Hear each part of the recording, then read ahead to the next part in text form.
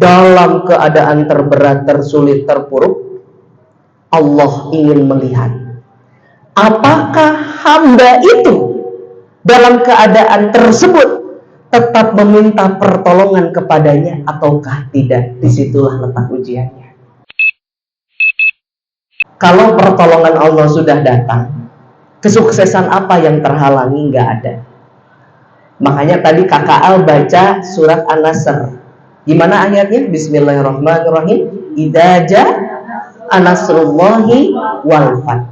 Apabila pertolongan Allah telah datang, wal fath, beserta kemenangan. Apa yang disebutkan? Kemenangan dulu, pertolongan dulu. Pertolongan dulu. Bukan kemenangan dulu yang disebutkan, tapi apa dulu? Pertolongan dulu. Pertolongan baru kemenangan. Pertolongan keberhasilan. Pertolongan kesuksesan. Begitu polanya. Maka jangan pernah merasa hebat dengan pencapaian hari ini, karena itu semua tak pernah lepas dari pertolongan Allah. Apa yang gak mungkin menurut Allah? Apa kuasa Allah yang gak mungkin, bahkan tidak masuk logika kita? Kalau Allah sudah berkehendak, pasti jadi. Pasti jadi. Coba ibu lihat Nabi Musa alaihi salam. Apakah Nabi Musa itu bermusuhan sama Fir'aun sehari dua hari? Enggak. Dari sejak lahir, Musa itu alaihi salam sudah punya musuh.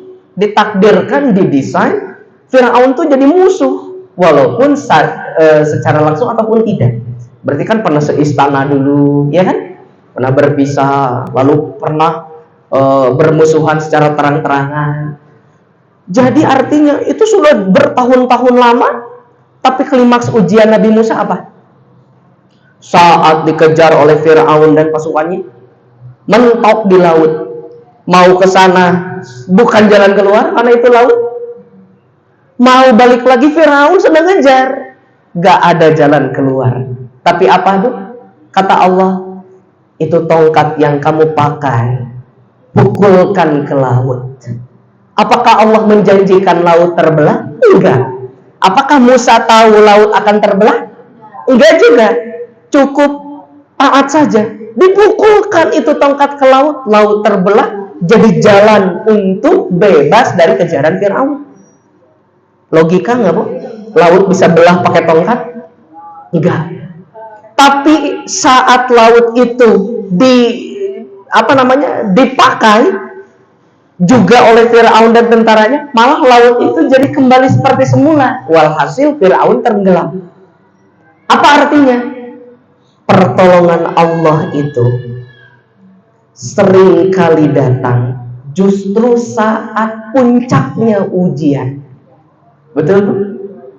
Walaupun kata logika gak mungkin ini terjadi, gak mungkin ada jalan keluar. Tapi seringkali saat manusia dalam keadaan berujung tanduk, terberat, tersulit, tersedih, pertolongan Allah datang saat puncaknya ujian.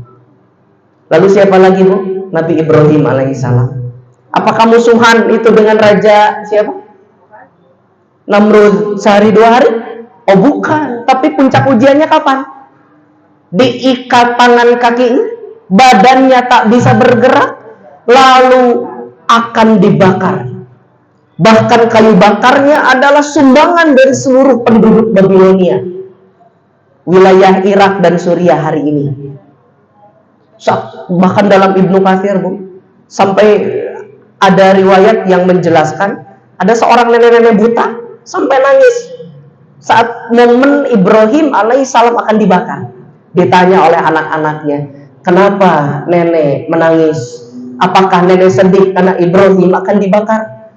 Aku justru sedih karena mataku buta sehingga aku tidak bisa melihat Ibrahim dibakar. Sampai segitunya, Bu. Bayangkan, Bu, itu kayu bakarnya setinggi apa? Karena sumbangan dari penduduk Babilonia. Sampai dijelaskan, Bu, saking tingginya, besarnya kobaran api, kepulan asapnya pun, Bu, tinggi sekali di langit. Jika ada burung yang lewat, burung itu langsung matang. Coba, Bu, ada nggak jalan keluar secara logika? Gak ada. Tapi kalau Allah sudah berkehendak, bahkan dalam puncak ujian, apa dalam Al-Quran? Ya naru, hei api, kuni bardan wasalaman ala Ibrahim. Jadilah kamu dingin, wasalaman, dan menyelamatkan Ibrahim. Api gak panas aja udah aneh, betul nggak Bu? Api gak panas udah aneh. Ini kalau api jadi terasa seperti AC, aneh nggak Bu?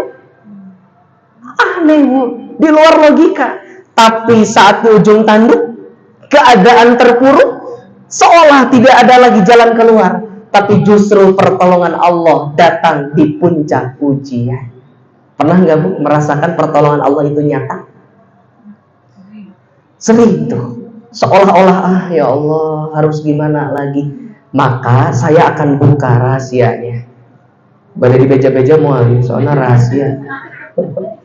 Bu, ada orang yang sering gak sadar tentang ada space ujian. Space ujian yang mana ini akan menentukan kualitas kita menjalani ujian apapun. Apakah itu?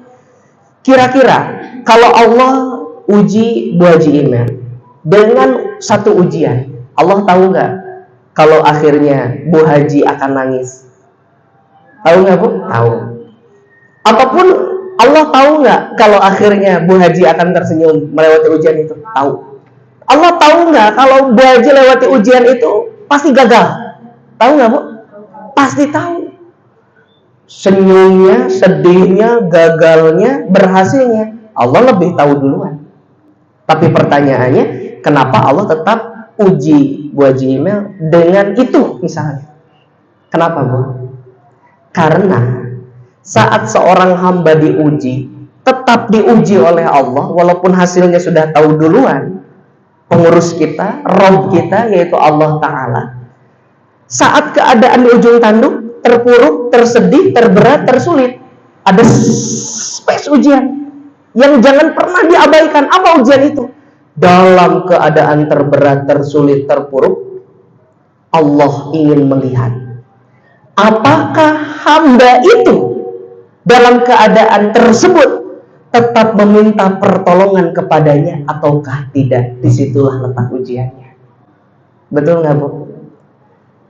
Itu pilihan. Kalau ibu diuji, ibu mau nangis kejer, itu pilihan ibu. Kalau ibu dan saya diuji, kita lebih memilih melampiaskannya pada maksiat, itu pilihan. Kita sangat bisa. Ibu diuji dengan apapun, kita memilih hanya meratapi saja, itu juga pilihan. Tapi ingat, ada ujian yang sering dilupakan. Dalam keadaan ujung tanduk, terpuruk, terberat, tersedih, Allah ingin melihat kita. Apakah dalam keadaan itu kita tetap meminta pertolongan kepadanya ataukah tidak? Maka Allah akan ridho saat kita sadar dalam keadaan paling rendah, ternyata kita masih ingat Allah. Allah ridho.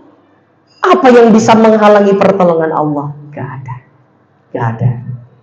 Makanya jangan pernah mengosongkan hati dan hidup kita seolah-olah Allah itu tak hadir. Allah itu ada.